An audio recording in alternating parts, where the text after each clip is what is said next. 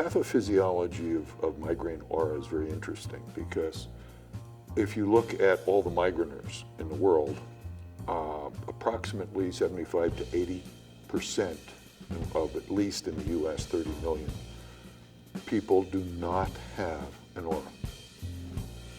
And only 15 to 20% do. Now, that's not to say that if you have migraine without aura, in your lifetime you may have one or two auras. However, migraine with aura patients typically have one all the time, but sometimes they'll get an aura without a headache. The aura, it's basically secondary to what Liao called in 1944 the cortical spreading depression.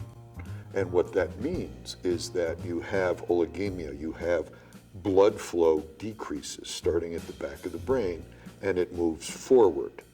And what's very fascinating is just like a neuropathy, which for instance, let's say it's a diabetic peripheral neuropathy, stocking glove.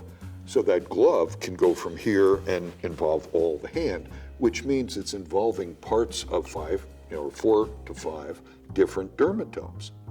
And with this spreading depression, cortical spreading depression, the oligemia, the decreased blood flow, can be found in different hematological areas. In other words, the posterior circulation, the middle cerebral circulation, it just moves forward. So just like you see here with multiple dermatomes, you can see that with multiple areas of hematological activity.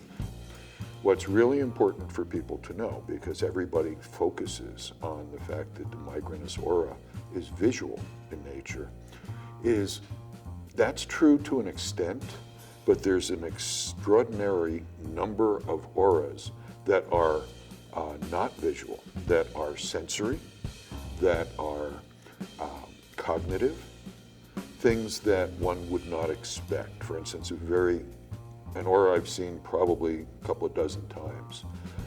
It's called a Chiaro oral migraine, and what happens is patients will develop numbness in their hand and their fingers, and it will go up their arm to about the elbow, at which point it will jump to the ipsilateral side of the mouth.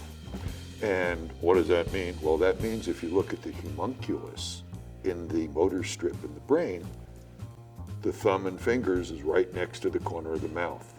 So this aura really goes right where you expect it to. And that's a sensory aura, and it's scary as hell to people.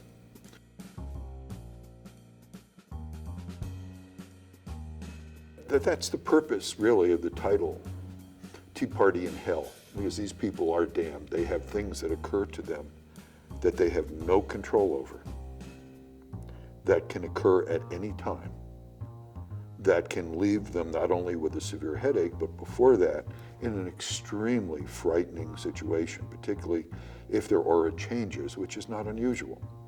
You can have, I mentioned, cognitive auras. You can also have aphasias, receptive or expressive aphasias, the inability to talk or understand what's being said as a migraine aura. Transient global amnesia used to be thought to be secondary to epileptic discharges in both temporal lobes, but now we know it's really a migraine aura. And I had a patient, probably the most famous patient I can remember with that, who drove from Chicago to Las Vegas and lost really big, including his house, his mortgage, and everything else. And then was driving back to Chicago. He stopped to get gas, went in to get some coffee, and woke up. Now, you wouldn't have known he was having an aura, but this was a prolonged migraine aura, which is a whole nother issue because migrainous aura typically lasts 60 minutes at the most.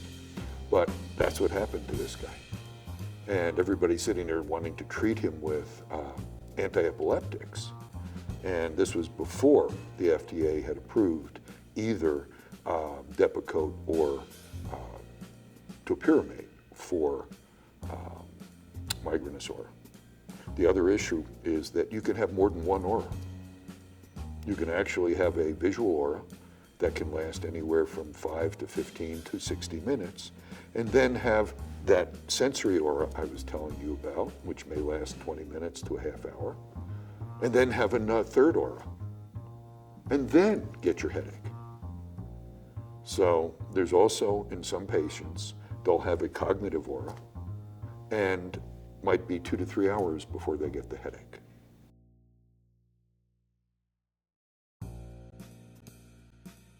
First, the clinician's got to understand what the difference is, what's going on.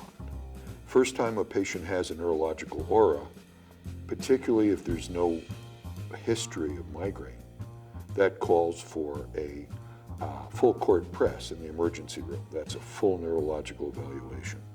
Okay, MRI, CAT scan. Now understand that for the typical headache patient, they should not need MRIs, CAT scans, or any of these tests. It's a clinical diagnosis. But if you know that there is a history of migraine, that sort of makes it a lot easier to determine. Oh, okay, they got a history, it's family history, not a problem, unless there's something significant. For instance, the red flags for headache is first called the thunderclap headache, the worst headache of your life, put you on the ground. Typically, that may be associated with an aneurysm that breaks in the brain. Nothing to do with migraine, but you're going to get one hell of a headache. If one aura lasts longer than 60 minutes, problem. Okay? If a patient has, for the first time, what looks like a hemiplegic migraine. Now, most hemiplegic migraineurs are, there are genetic differences. We know that they have differences in the genetics and the chromosomal aspects, but sometimes you'll see it as a forme fruste. The first time a patient has an aura, didn't even know they had migraine, they may show up in the ER with a hemiplegia, which means, as far as anybody else should be concerned, that's a stroke until proven otherwise, or a TIA if it doesn't get better within an hour or so. So it's more than just, oh, yeah, that's a migraine. But if it's a thunderclap headache, if it's a significant neurological problem that the patient's never had before, if it's a typical aura or atypical that lasts longer than an hour, one of the things I'll be talking about is the Alice in Wonderland syndrome. What happens in this Alice in Wonderland syndrome, unlike other auras, is the patients lose the ability to perceive things correctly. The eyes can look at things, but there's a problem, a disconnect in the brain, where you can get micropsia, everything looks small. You can get macropsia, everything looks big. Okay, you can get perceptual displacement. You don't know where your arm or your leg is. Okay, things like that occur, and the differential diagnosis is not just migraine. Epstein-Barr virus, encephalopathy can cause it. Other types of issues can cause the Alice in Wonderland syndrome, including brain tumor. So it's not as easy as you think.